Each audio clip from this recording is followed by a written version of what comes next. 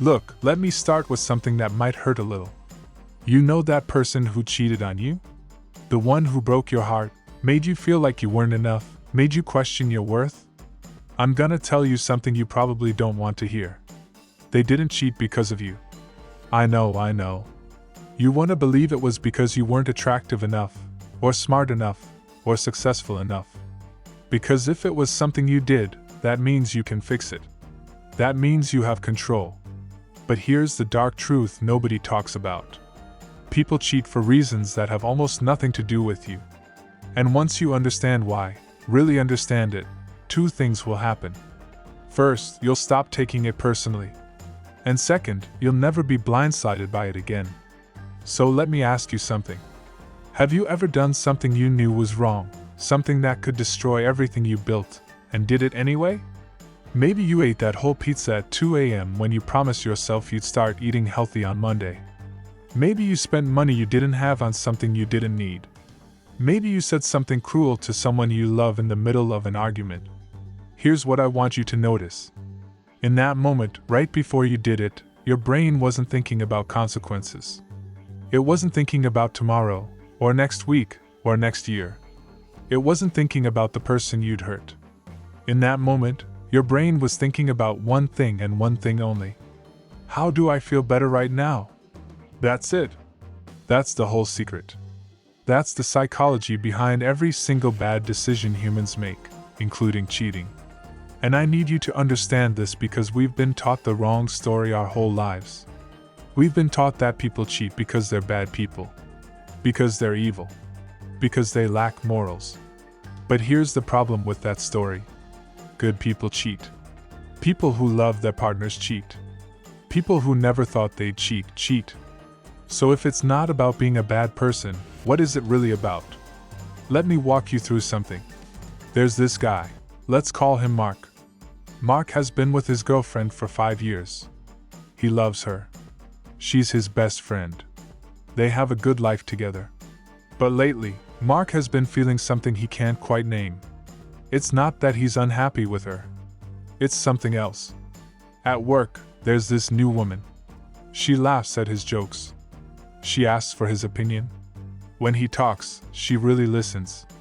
And one night, after a few drinks, something happens. Now, if you asked Mark the next morning why he did it, he'd tell you he doesn't know. He'd tell you he loves his girlfriend. He'd tell you it was a mistake. And here's the thing. He'd mean every word. So what actually happened? Let me break this down in a way that's so simple you'll never forget it. Your brain has two systems. I call them the rider and the elephant. The rider is the logical part of your brain. The part that makes plans, thinks about consequences, knows right from wrong.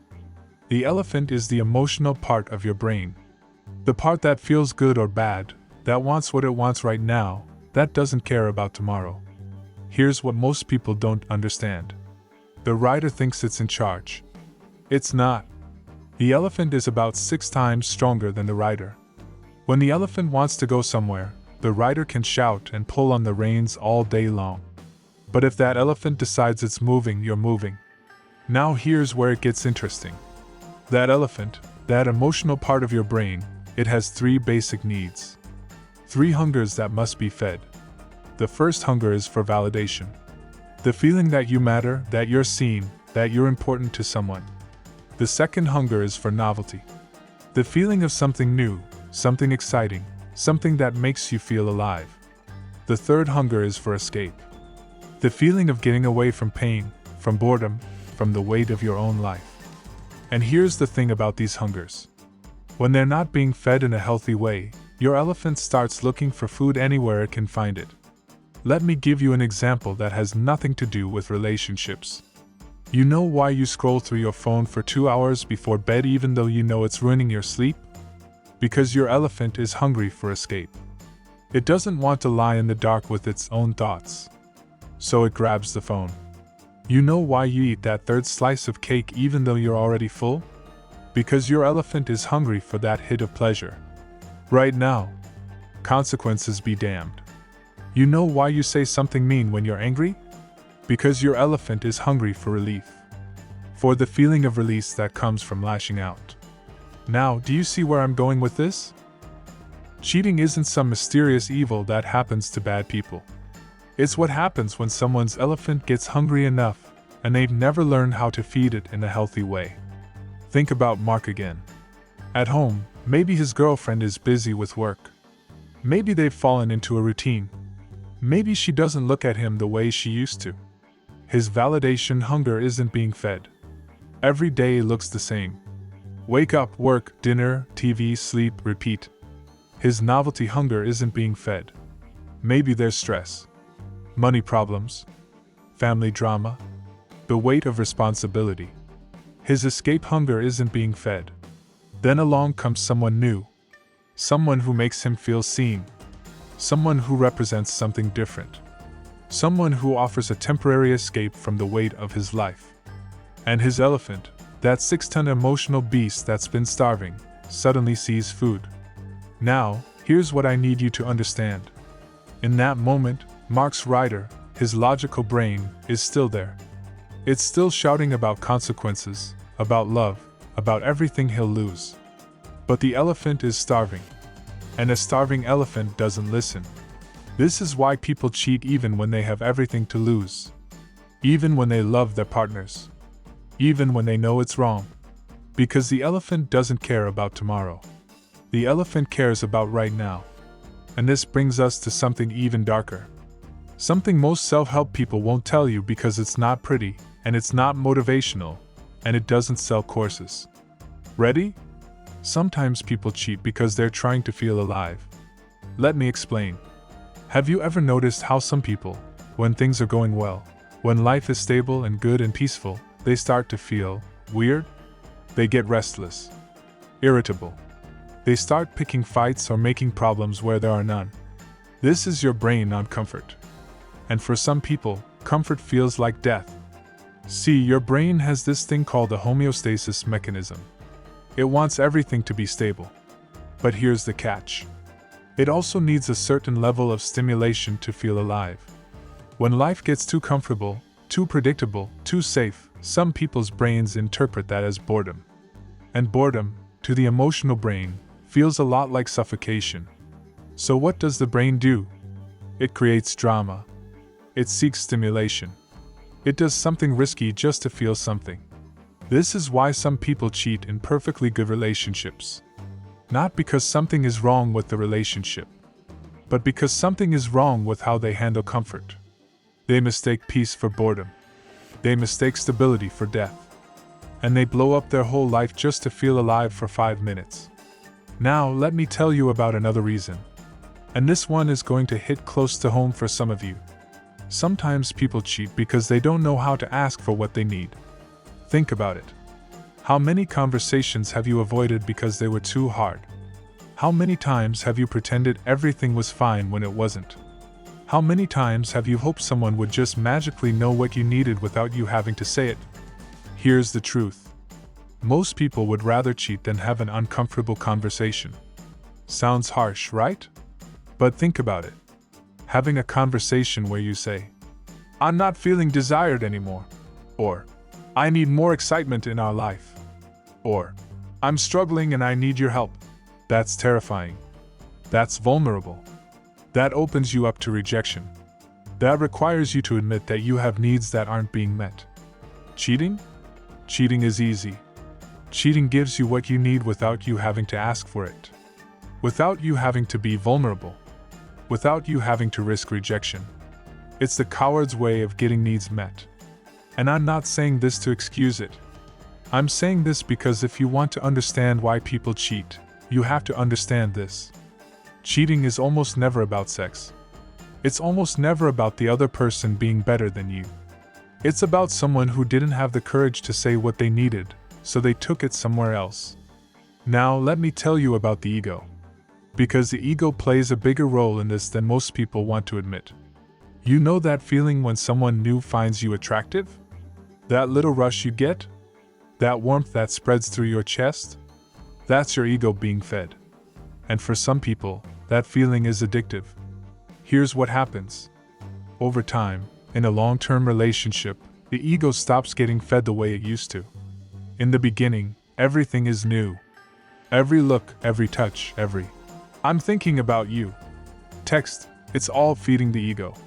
But after years together, after you've seen each other at your worst, after you've been through the grind of daily life, that feeding slows down. Not because love is gone, just because that's how relationships work. For someone with a healthy ego, this is fine. They understand that love evolves. They find other ways to feel good about themselves. But for someone with an ego that's constantly hungry, for someone who needs constant validation to feel okay, that slowdown feels like starvation.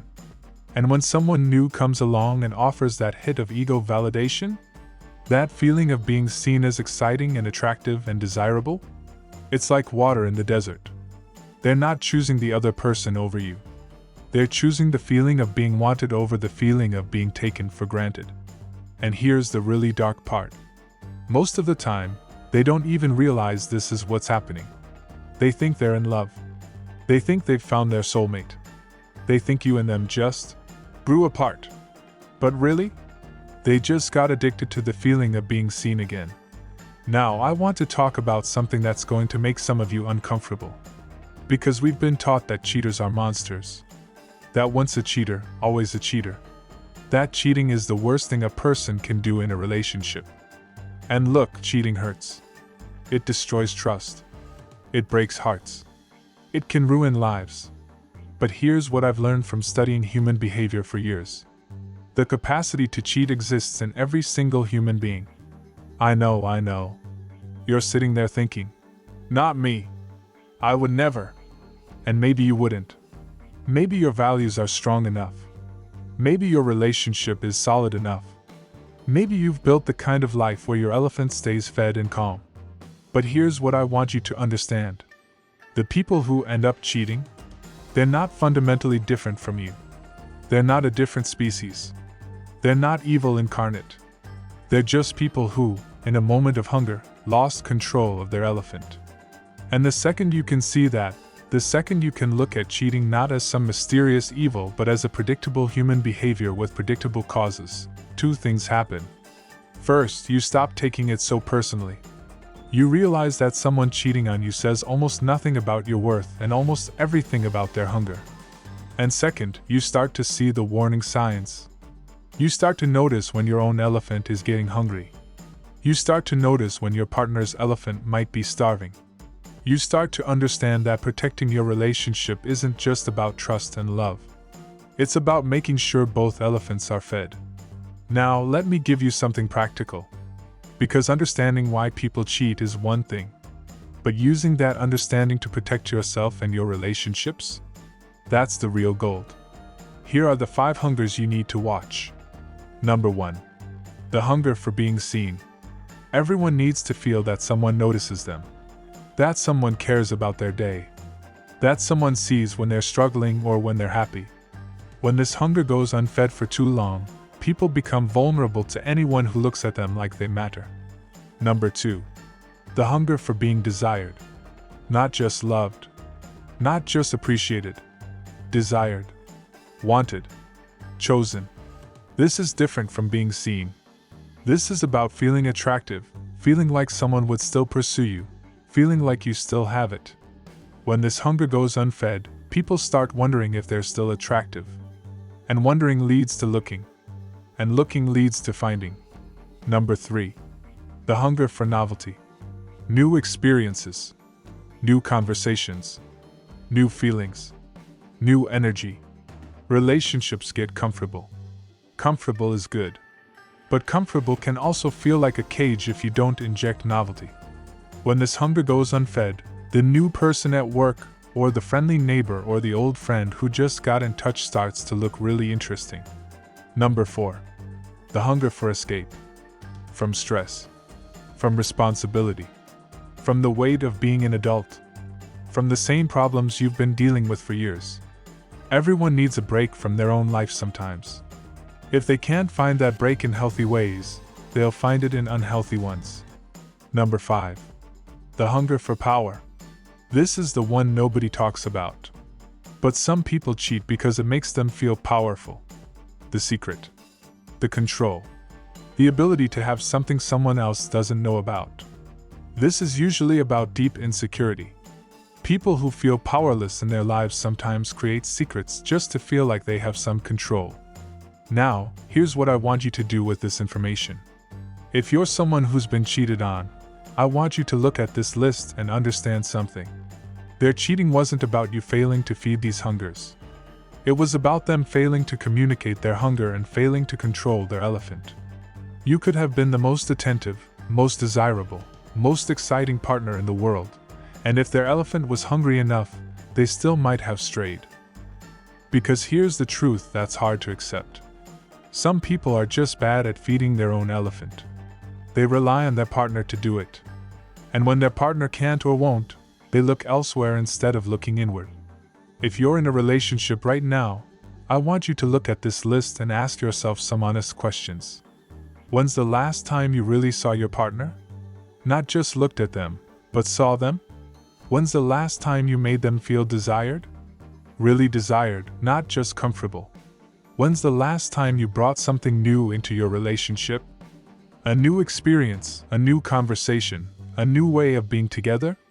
When's the last time you helped them escape from the weight of life for a while? When's the last time you made them feel powerful? Like they could do anything, like they were amazing, like you were proud to be with them?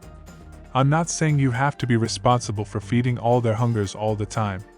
That's impossible. That's codependent. That's not healthy. But I am saying that relationships die from neglect long before they die from betrayal. And here's the thing about neglect. It's almost never intentional. It's just life. Work gets busy. Kids need attention. You're tired. You're stressed. You assume everything is fine because nobody's complaining. But while you're assuming everything is fine, your partner's elephant is getting hungry. And a hungry elephant doesn't complain. A hungry elephant just waits. And watches. And when it sees food somewhere else, it moves. Now, let me tell you about something that happens after cheating. Because this part is important too. When someone gets caught cheating, or when they confess, what usually happens? Pain, anger, tears, maybe a breakup, maybe therapy, maybe trying to work it out. But here's what almost never happens. The cheater rarely sits down and asks themselves the real questions. What was I hungry for? Why did I look for it there instead of here? What was I trying to feel? What was I trying to escape? Instead, they just feel guilty. They promise to change. They swear it will never happen again. But here's the problem. If you don't understand why you did it, you will do it again. Maybe not tomorrow. Maybe not next year. But eventually, when that hunger comes back, and you haven't built any muscles to handle it, you'll do the same thing. This is why once a cheater, always a cheater, is actually true for a lot of people. Not because they're bad people, but because they never did the work to understand their own behavior. They just felt bad, promised to be better, and hoped that was enough. And hope is not a strategy. Now, let me leave you with something. If you take nothing else from this, take this. People cheat because they're human. Because they get hungry. Because they lose control. Because they don't know how to ask for what they need. Because they'd rather feel alive for 5 minutes than peaceful for 5 years. And understanding this doesn't excuse it. It doesn't make it hurt less. It doesn't mean you should stay with someone who betrayed you.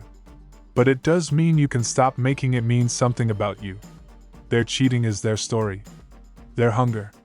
Their failure to communicate. Their loss of control. Your worth? Your value? Your desirability? Those are still yours. Those didn't get cheated on. Those are still right here, waiting for you to remember them. The question isn't why they did it. The question is, what are you going to do now? Are you going to let their hunger define your worth? Or are you but understanding why? That's the first step to doing it differently. That's the first step to breaking the cycle. That's the first step to becoming someone who doesn't just avoid cheating, but who actually understands what it takes to keep a relationship alive. And that right there is worth more than all the relationship advice in the world.